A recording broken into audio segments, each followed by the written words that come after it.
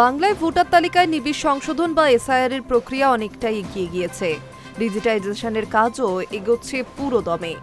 বৃহস্পতিবার এ ব্যাপারে মুখ্যমন্ত্রী মমতা বন্দ্যোপাধ্যায় নির্বাচন কেন্দ্র তথা ভবানীপুর বিধানসভার পরিসংখ্যান জানালো মুখ্য নির্বাচন আধিকারিকের দফতর।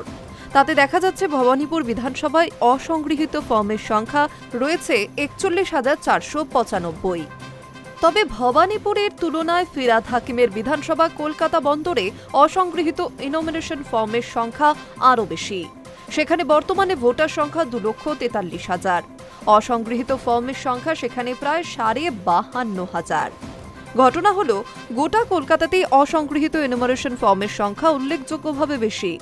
এর মধ্যে রয়েছে মৃত ভোটার, ডুপ্লিকেট ভোটার, যে ভোটার পাকাপাকিভাবে অন্যত্র চলে গিয়েছে, যার খোঁজ পাওয়া যাচ্ছে না বা অন্যান্য কারণে ভোটারকে পাওয়া যায়নি। ভবানীপুর বিধানসভায় মোট ভোটারের সংখ্যা ২,০৬,২৯৫।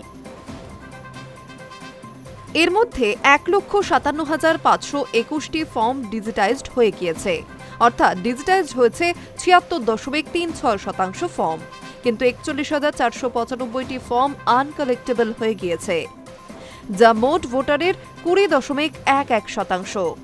এদিন পর্যন্ত কমিশনের দফতরে যে তথ্য এসেছে তাতে কলকাতা উত্তরে বর্তমান ভোটার তালিকার ৯%ই মৃত।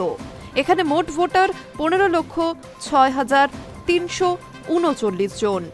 তার মধ্যে ২২.৯৭% ভোটারের এনোমিনেশন ফর্ম বৃহস্পতিবার পর্যন্ত আনকালেক্টেবল। সংখ্যায় তা প্রায় ৩.৫ লক্ষ। এর মধ্যে মৃত ভোটার রয়েছে ১,০৭,৫৯১, যা মোট ভোটারের ৭.১৪%। কৌতূহলের বিষয় হল, ১৫ লক্ষ ভোটারের মধ্যে ৩.৫ লক্ষ নাম বাদ গেলে কি সমীকরণ বদলে যেতে পারে?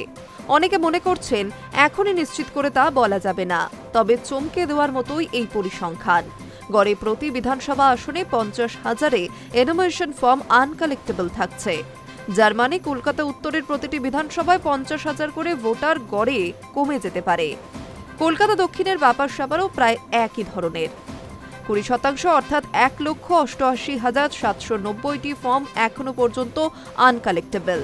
এর মধ্যে মৃত ভোটারের সংখ্যা ৫,৫৫,৯৭১ বা ৬.১৭%। এই ভোটাররা হয় মৃত বা পাকাপাকিভাবে অন্যত্র চলে গেছেন বা তাদের খোঁজ পাওয়া যায়নি। এসআইআর প্রক্রিয়া এখনো চলছে। ১১ ডিসেম্বর পর্যন্ত ফর্ম জমা নেওয়া চলবে। এখন দেখার সংখ্যাটা প্রকৃতপক্ষে কোথায় গিয়ে পৌঁছায়। Hi news network.